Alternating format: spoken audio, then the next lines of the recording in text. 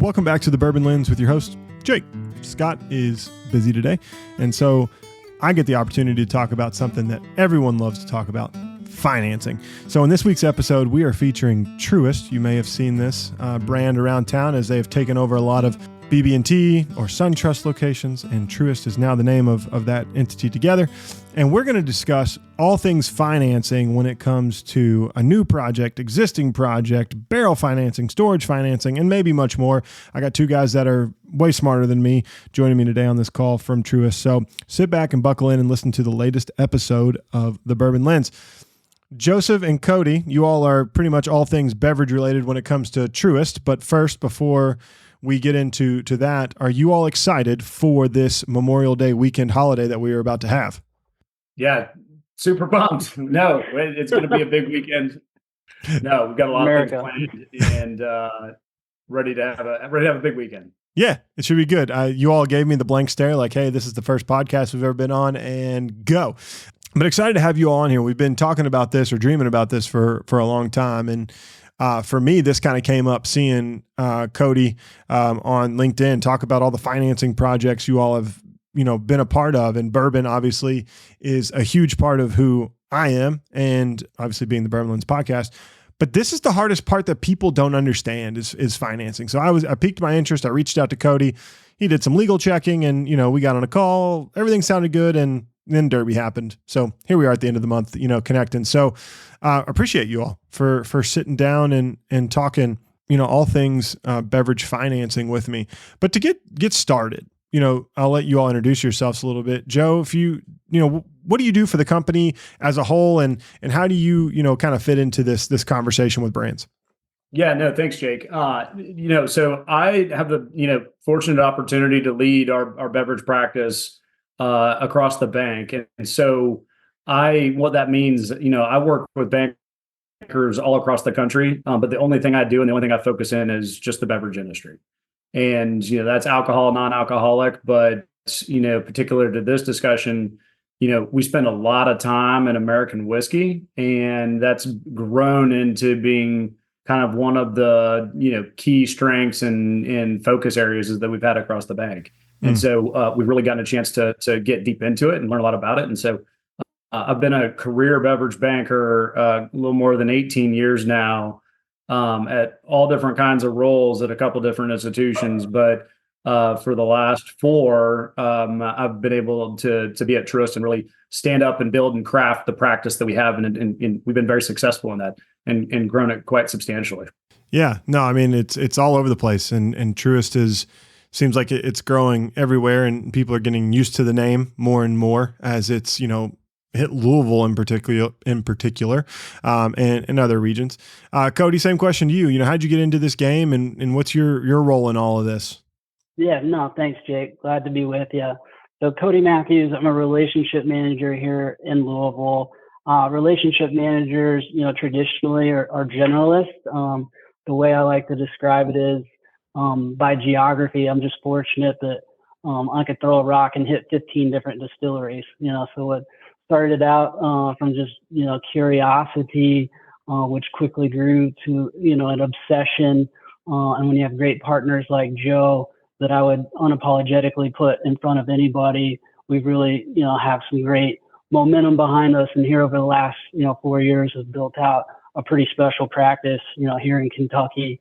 And across the U.S., really, with our goal that we set out in mind a couple of years ago, which was, we want to own American whiskey and, be the number one spirits bank in the country. So I don't know that we're there yet, but that's what we're fighting for every day. And we've just met great people. I mean, great people like you having, the opportunity to have a conversation like this is awesome.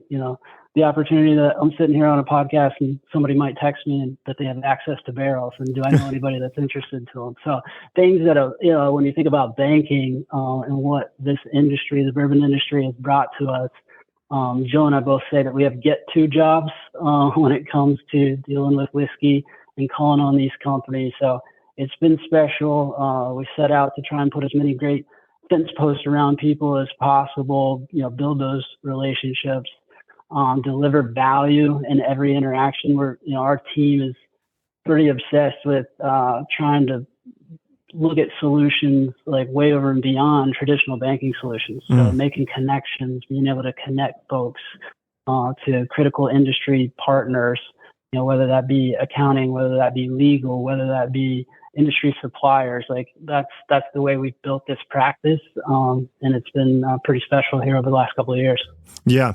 Bourbon is booming, and you all probably get this question from your actuaries a lot: is the bourbon boom over?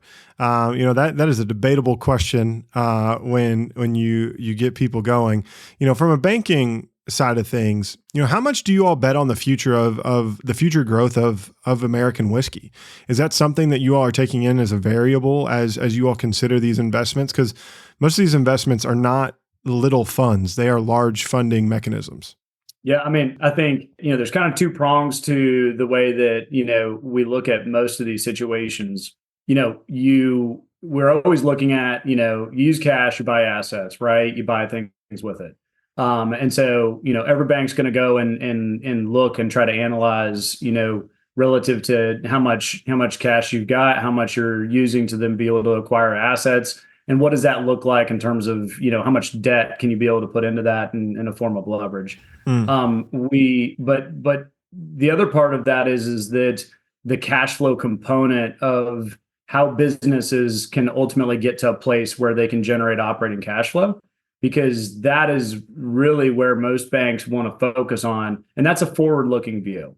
And so when we look at these deals, it's really spending a lot of time not only on the asset, not only on the project, but it's really understanding the operating cash flows that we anticipate coming forward, and then thinking about how those cash flows are either abundant to repay our obligations and the things that are going to be owed to the bank in the form of interest and principal payments, or lacking, right? And then that's where we have to have further conversations. So we absolutely are looking into the future and, spending a tremendous amount of time understanding the market, the industry, and how consumers are engaging and interacting with us, and in the industry and the companies that we're working with and the projects we're behind, as a really critical part to how we think about, anytime we're lending and doing anything on the project. Yeah. Well, and that's the one thing, there's so much untapped, right, when it comes to American whiskey. And, my thing is, until there's no allocated whiskey, then I don't think we're going to be worried about a shortage of whiskey anywhere. And that's maybe a short-sighted view, but that's my point of view is we don't have enough to make all these rare brands happen all the time. And so, the average consumer still wants to go pick up their middle shelf bourbon, $15 to $20. And there's heritage brands that can do that, but there's a lot of craft distillers that have come out, or brands that want to get started up from a collaboration perspective, that are non-producing distillers. And so there's a lot of vessels, right, in which someone can get started in to create a brand for a given consumer, right? There are new drinks people every day. Every day there's a new crop of people that turn 21, right? So there's a new opportunity to meet that consumer where they are.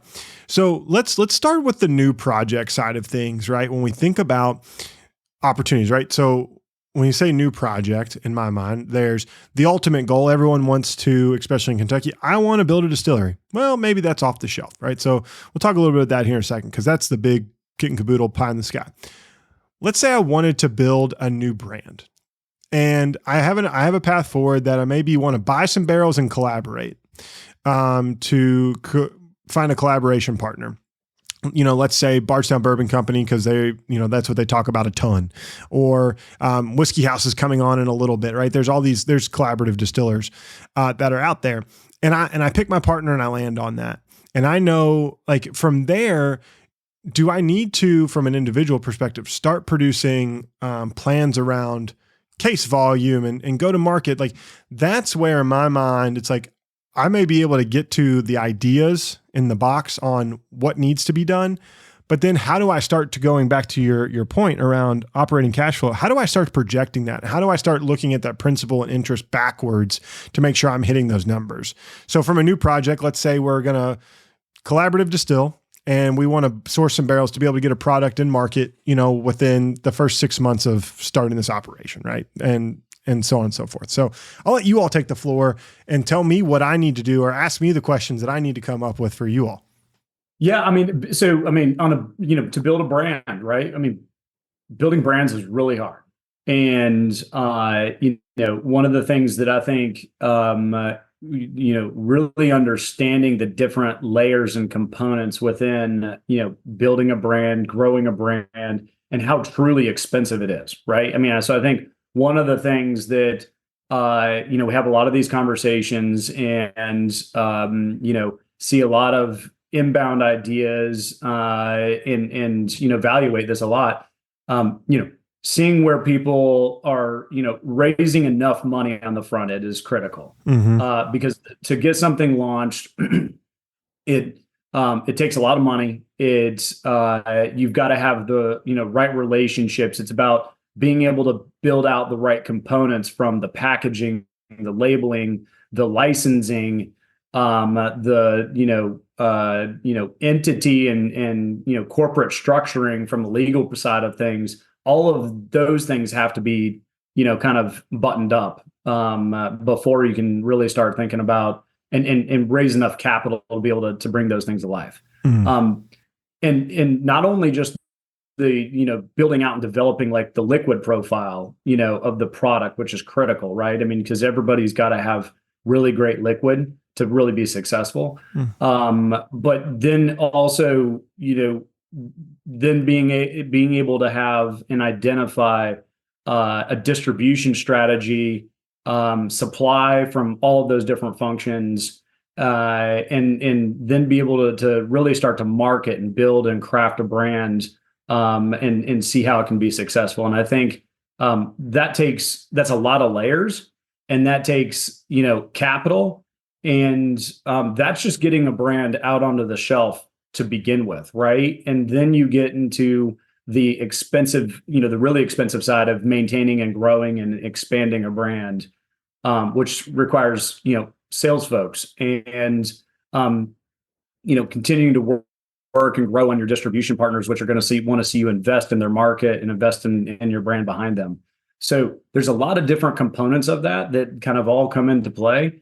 And a lot of that happens, in most cases before we can ever, be able to start to be able to get behind a brand and an early stage brand with bank capital, just to be able to see it start to be able to get out and be established and to see, kind of proof of concept, which a lot of times on the front end of that, you're talking about equity dollars to be able to get in and be able to help get it propped up and stood up. But once it is up and moving, then we can be able to start to look at, bank dollars to then be able to go and step in and really try to help accelerate it. And I think that's where we've done with a number of different early stage brands, seeing that the launch and the acceleration of those brands where we've been able to go in and kind of really help throw gasoline on a fire.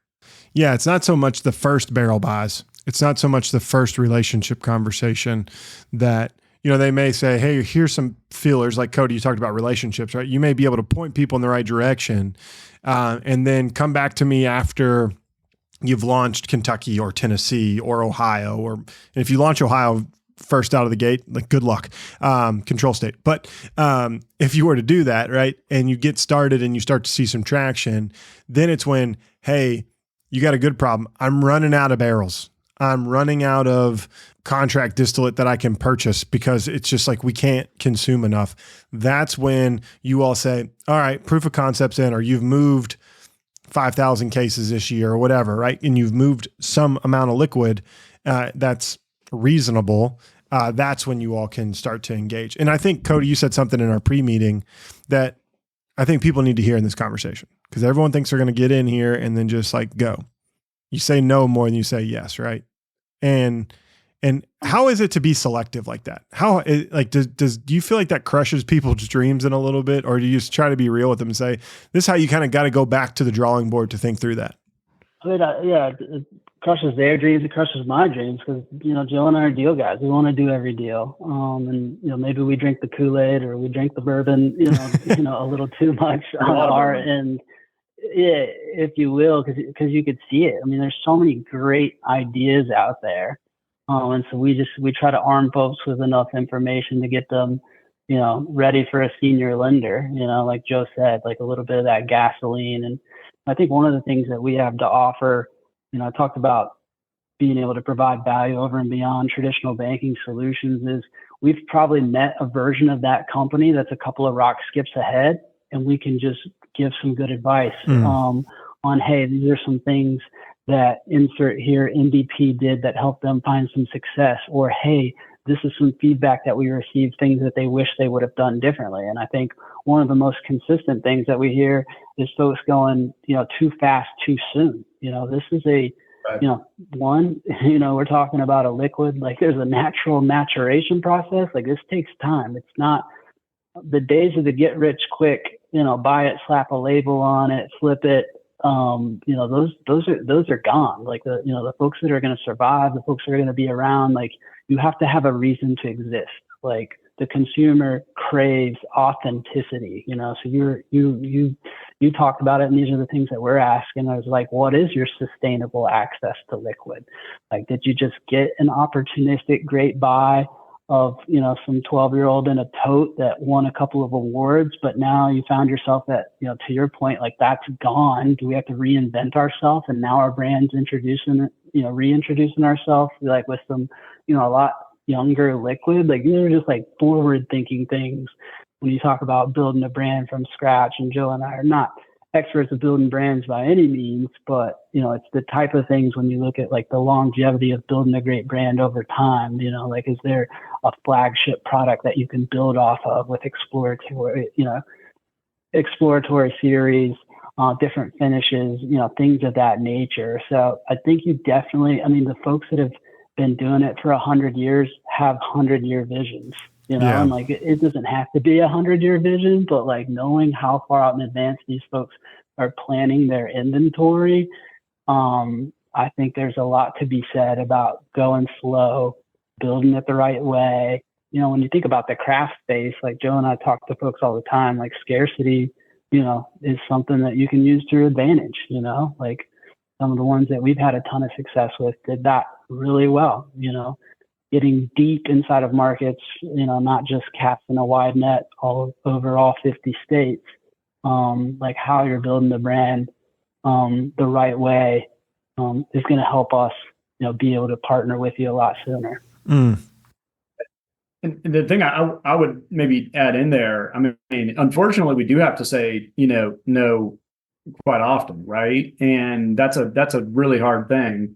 But I think one of the elements that I think between Cody and I, we really try to approach and bring to the market every day is, how can we help support and grow this industry? And, Cody said it earlier, and it has been a strategy of, being, the number one spirits bank in the country, right? And how can we do that? And that a lot of that comes around, if it's not a fit for us, how can we leverage our network? How can we make the right connections to then be able to help that great idea find the right capital provider or the right supplier or the right connection that will help them advance from this phase they're in today into the phase that then all of a sudden becomes something that is a really good fit. And we do a lot of assisting and a lot of connecting and a lot of networking to really be able to understand and navigate the ecosystem that exists here and find ways to be able to help folks that have got a great idea and they just need, that extra connection, or they need, they just don't know that next spot that they need to get to. And because we see and touch so much of it, we can kind of help facilitate that. And that happens all the time. And I think it's just one of the things that gives at least certainly me the a lot of pride and excitement is being able to see where you can, even if it's not a transaction or a deal that we did, but that company was successful because of a few of the connections we help make, and we stay close to them. Yeah, and because we want to see them grow. Those are great points, and it made me think of something. We didn't talk about this in our pre-show, so firing a dart here, guys. What are some of the pitfalls that you see happen in this process, right? Because I think a lot of times people have their ideas to throw the dart and try to hit the bullseye. But what are the pitfalls that people have when they are creating these brands and try to coming up with these new concepts that you would caution people against, right? Because we're going to have, 4,000 people probably listen to this over the next, couple months.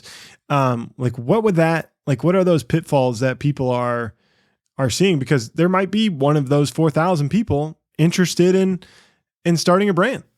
Yeah. I mean, Cody hit on it earlier. I mean, one of the things that we see, going too fast is something that is really hard to go the methodical, slow route. Measure twice, cut once, kind of a situation. But it is, you can kind of run the engine too hot and have it spontaneously bust there, and because whether it is running out of liquid, running out of money, all of those things that just you got to accelerate it too fast and you can't support it. I think that is becomes really critical. We see that in the form of expansion of inventory. We see that in the form of expansion and distribution. We talk about going deep into markets versus being a mile wide and an inch deep. And one of the things that I caution people around all the time is distributors and distributor relationships. A lot of times we'll hear folks want to be able to get picked up with a big super regional national distributor. And I will usually follow that up and say, you've got to make sure that if you catch the bus, you need to be ready you need to be ready to catch the bus because they can, they will grow and they can grow your brand because they have access to, many multiples more of points of distribution. But if you can't support the brand with the inventory or with the capital that's necessary, the hardest thing you'll ever do is get on the store shelf a second time. Because if they realize a brand, can't be supported and they're out of stocks on the shelf, and they'll move on to the next brand and, be ready and that's really hard to get their attention, the second time. That's a really good point. I think so many times when we think you go too fast, thinking about assessing too many, or being able to accept too many assets. But in this, while scarcity can be your friend, scarcity can also hurt yourself. It's like there's got to be a fine balance, right? Because it's got to be a measured tactic, and you have to let them know. There's a reason why like Jordan drops when I was growing up. Like when people would drop Jordans, it was okay that they would sell out in a day because it built the hype and people were super, super excited about it, knowing that there would be something else coming soon. And so if you approach it that way, Blue Run started that way, for instance, right? Like I think of a brand that kind of had that sneaker mentality. Now they've expanded and grown, and once they needed to get off of the tactic, they could grow their brand more. So that's interesting to think about. And then like all of these brands are starting to come into my head that have either come and gone, which there have been quite a few recently, or they're brands that have taken different market tactics, going slower and being able to put good liquid out consistently and create a profile, I think is really interesting overall. And then there's one brand that comes in particular out of Maryland that was sourced specifically, and then they built their own distillery, and now they have to, get people used to their own liquid, right? Because what's running out of Indiana per se is not going to be the same thing that's running out of Maryland, because this still is seasoned differently. The barrels are different. The temperature is different, all those things and so forth. So you come up with a lot of all these variables, these extra variables start to play in my head as we think through these strategies. Cody, any pitfalls that you would see that these groups are kind of coming up that you would warn against other than going too fast? We sat down with some folks Derby week, who are asking us a very similar question. So it's a brand that got off to a hot start, and they asked us like, what are the pitfalls? And the thing that comes to mind for me is the stuff doesn't sell itself. Like you just win a couple of awards, and I think the folks that we've been fortunate to partner with that have found some of the most success, like just refuse to be outworked out there, of just keeping the gas pedal down no matter, again, how many words they accumulated, what the case volume was doing year over year. They weren't seduced by the success that, to Joe's point, that like activating new markets was something that, they could duplicate, but really were intentional about understanding the data, and really what was the true pull through. Again, the stuff doesn't sell itself, and you're an entrepreneur. These are founder-owned businesses. Like you just, again, you just got to get out there and push it and really roll up your sleeves.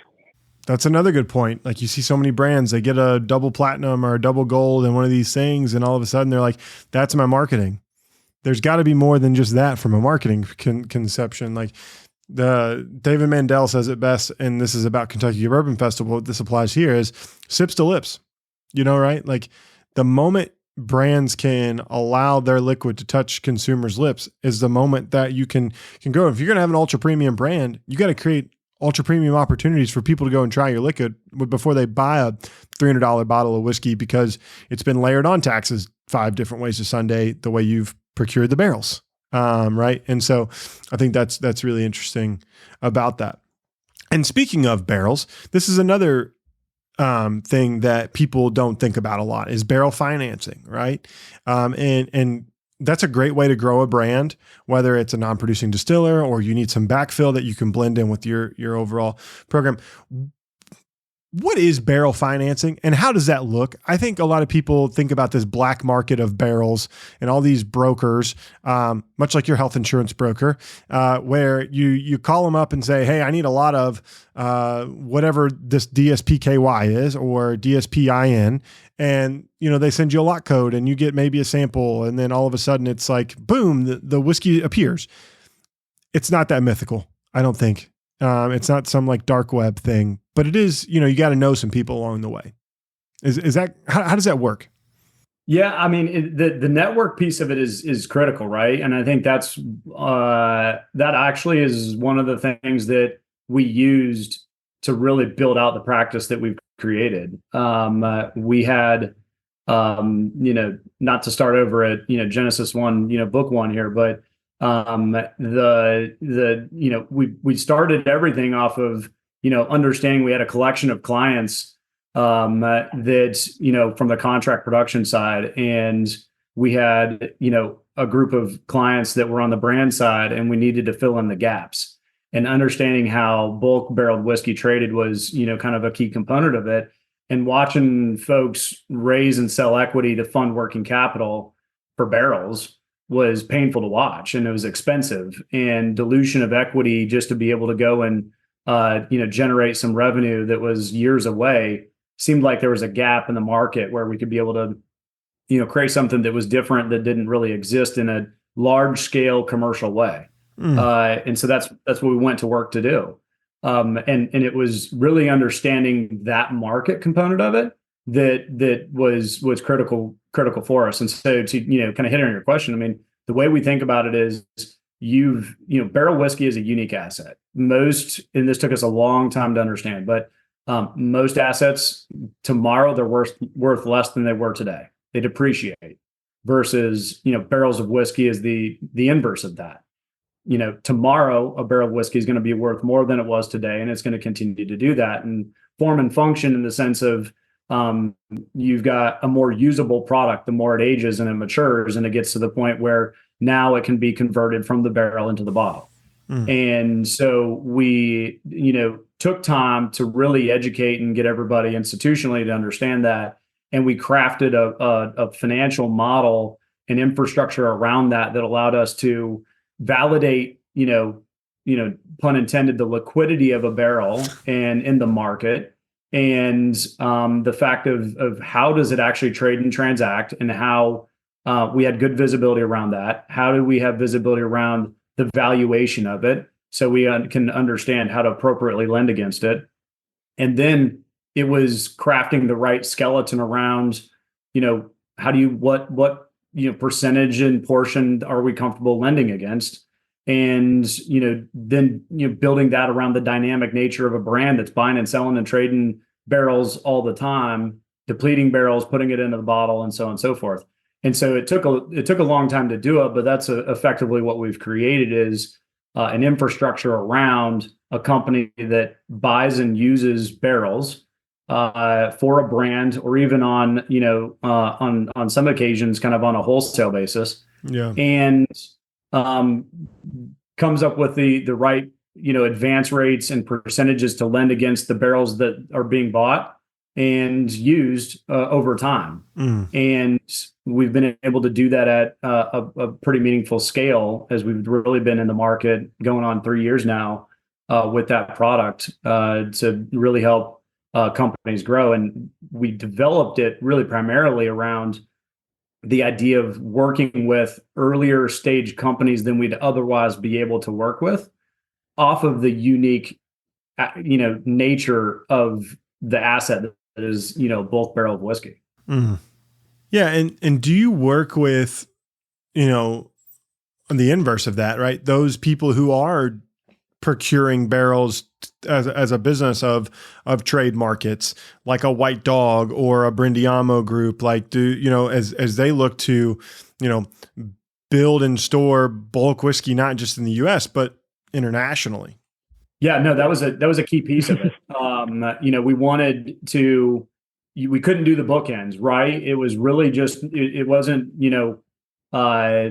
just the contract producers that are doing the collaboration and the contract production. It wasn't just the brands, but we really had to touch every layer of the system to again, and maybe overusing the term network, but to really have the connectivity across the ecosystem for us to track and understand it, leaving the production facility from the contract producer, trading through kind of the wholesale broker market into the brands, and up and down the stream too, because understanding the liquidity of those barrels, if we ever needed to be able to find a partner to work with to be able to trade them, we had that relationship. And so that was a big piece of really touching every layer in the system. Yeah, I think that makes a lot of sense. And even this part of the game is not cheap, right? Like when we think about new make distillate, you're between $800 and $1,000 a barrel, right? So when you think about, you need to make an investment and you need to, wait for this stuff to mature, it's not aging at $1,000 a barrel like it used to, but it's still very aggressive growth. It's still an opportunity for people to have a lot of inventory and a lot of equity, and then be able to barter and trade and get the things that they want to do to position themselves to maybe help the next brand be, in a situation, or for them to get their next lot of whiskey in as they move off some younger stuff to buy some older. It all is very New York Stock Exchange-ish. And people have, let me ask this question from an investment standpoint, barrel financing, yes, people need to buy barrels, but people are also looking at this barrel investment, strategy. Have you all looked at that and seen what the market is doing from that? And does that fall under your all's purview? We certainly have. No, one, it's part of the investor community that is come into the industry has been critical, right? Because and they serve a huge purpose, because there are certain instances where we may not be able to lend on that group of barrels or with that company, and so the investor barrels provide, and the investor community provides a real necessity still. So we pay attention to that. We pay attention to the volume and the interaction that's going on in that market, but we also then what we haven't done is really then created and pursued, using our lending tools around, financing and adding leverage into an investor group, group of barrels. And partly in that strategy has just been, in the initial kind of rollout and phasing of this is focused on brands and focused on operating companies within the industry, and really going kind of back to the core, beginning of all of it is finding ways to be able to help those companies grow and accelerate their growth. And so that's been kind of the core focus of our strategy up to this point. Yeah, no, that makes a lot of sense. And this last piece kind of falls into there's twofold, right? So we have these heritage brands. We'll look at Heaven Hill, for instance, or Buffalo Trace, right? They legacy distilleries, but then all of a sudden they make $150 million investment, right? And on top of that, they're making these $1 million investments in these rick houses ongoing, right? What's that look like to fund, or partner with a heritage type brand that does look to expand constantly, that does look to, having some good debt on the balance sheet, right? And financing, maybe 20 rick houses. So it kind of offsets and they have the cash flow. How do you all work with brands that are constantly expanding that are existing, whether it's a still or a rick house from a storage perspective? Because that's where you've seen a lot of the growth is the heritage brands have not stopped growing either. We partner on those transactions all the time too. And, once, these brands and businesses can get up and established, the way banks will look at it, kind of shifts. And we can still look at, a project by project basis and understand the assets and the capital going in to the assets, or we can go and kind of take a full circle where we started is look at the operating cash flows out of that business and layer in tranches of debt and quantums of debt to into that business along the way as the needs arise for them to be able to take on, grow and have CapEx needs, whether that's an expansion from a production facility. Sometimes those are small enough you can just do those out of operating cash flow and just have, operating lines of credit that then support that. Other times they're large, in magnitudes, and you've got to go and kind of resize your debt facilities to then be able to accommodate for an increased, need just given on the project size. And so we'll evaluate those and we look at kind of, the leverage that a business is operating with relative to its cash flows. Yeah. And, we also spend a tremendous amount of time understanding the enterprise values of the businesses and what not only the assets are worth, but the intellectual property and the brands and how these companies trade in the market and into then kind of structure and size, our, lending packages relative to not only just the assets, but the value of the business. Yeah. And so Cody, from a relationship standpoint, right? Like as you go and build, right? You don't want these to be like one-off transactions, right? You want to continue to work with these brands over time. So you can look at them from a new brand perspective and an ongoing. How do you keep the relationship going so that they're always thinking Truist when it comes to their lending and financial needs? Yeah, I mean, we call it, life cycle advisory planning. But again, I think that's fancy. That's a fancy term. Yeah, it's banking's not short of their buzzwords. But what it means to me is just doing what you say you're gonna do. Like I want to show up. I want to be able to. I don't want my last good idea to be my last good idea. So that's our continued commitment when we're meeting with folks that. Again, it's from idea, conception, found some success, proof of concept. They want to continue to grow. They want to scale this business to take it to the next level, utilizing, grabbing some of these experiences from, again, those companies, like I mentioned before, that were a rock step ahead. What are some of the things they've done? How can we help get them there? What's a catalyst, something that we could provide that helps get them to their goal quicker? Is just how we look at relationship planning. Yeah, no, I think that makes a lot of sense because this is not a short game. We talked about this at the beginning. It's a game that is minimum 4 years, right? Like you have to plan at least 4 years in advance if you're creating new liquid, and are you doing clear spirits? Are you doing how are you creating cash flow beforehand? We talked about this, ad nauseum, and I think there's 1,000 ways to skin a cat, and you all are trying to find the best several ways to skin the cat, proverbially. I don't advise anyone skinning a cat. I just want to make sure I put that out there. Right? Like there's ways to do that, and now are you all creating a playbook, for your potential partners, right? And saying, hey, these are strategies that you can look through here? Where are you on the continuum? Like, how are you kind of putting them in the box so you all can help assess where they are in their individual needs? I mean, I think depending on the project, we absolutely have a roadmap. Like, where's somebody at, on the escalator? Once we size it up, we're going to custom tailor a solution, that fits for them, where we're not just grabbing stuff off the shelf. There's several different fairways that we're fortunately armed with here at Truist to be able to take folks down. Like you mentioned, whether it's a bottling facility, it's warehousing, it's building a distillery, it's financing barrels. Those are things that are all fortunately in our tool chest. And then again, we kind of identify where that client's at. And then inside that roadmap, if you will, hearing what they want to accomplish can kind of start to peel it back, make sure that we have a good understanding of the relationships they have in place. Are there any gaps? Again, like, how can we elevate? Yeah. No, I think that makes a lot of sense because, at the end of the day, I'm in sales too, right? And I understand you have to ask a lot of questions and you got to solve for a lot of problems, and no two problems are the same. Even if they're the same goal, how you get to that answer can be very, very different.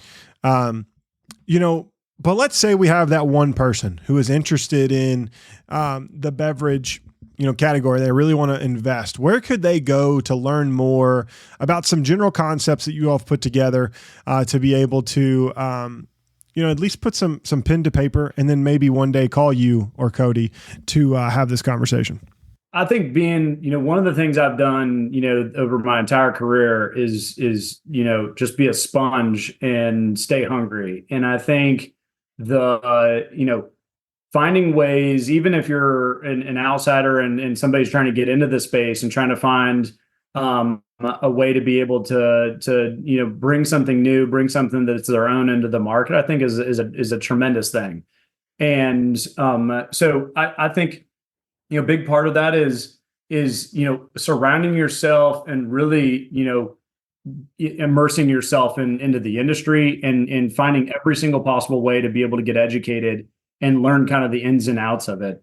I think that's just super important, and I think it'll help as you get exposure to different people in different layers of a business.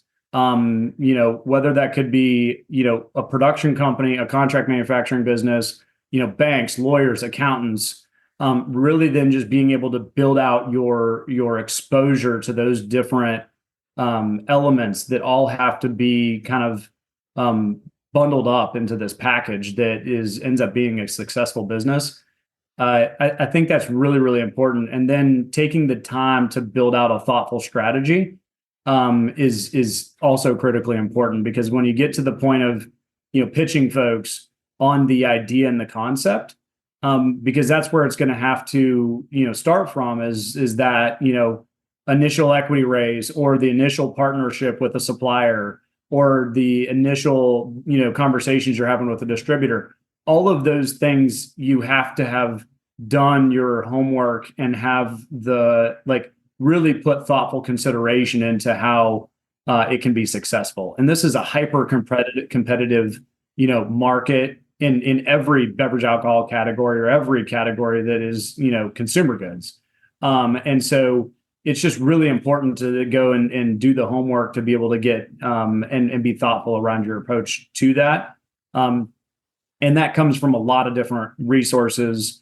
And we certainly do a lot of education on our side and have a lot of those conversations with folks that are maybe not, they have an idea, they have a business plan, and we're having those conversations, and we try to then get them connected with other folks that we think would be the right next step for them. So I think it's touching a lot of, different layers within the industry. It's absorbing as much of that information as you can, and then being thoughtful to how you can then kind of build out and curate your strategy around a business. Cody, throw anything else in there that I missed, but I think Truist.com /beverages. Like, yes. Yeah. As competitive as an industry it is, I think one of the things that continues to amaze us is just how many folks, not limited to us, are just willing to help. You know, there's a ton of, we got a ton of education from industry experts all along the way. And there's still a ton that we, want to learn, need to learn, will continue to learn. But that's probably one of the things that surprised me the most. And at the end of the day, you hit on it, Jake, like talking about new drinkers and converting new drinkers. Like for the category to grow as a whole, like we all need to win. Like we need to win together. We need to win the right way. And so while it is competitive, I think there's a lot of folks out there that are willing to help. And so I wouldn't let that intimidate somebody from the outside thinking like, oh man, how do I get into this good old boys club? Because that's not the case. There's been, a ton of folks that have, the barrier for entry, it is high, but it's not, it can be obtained. Yeah.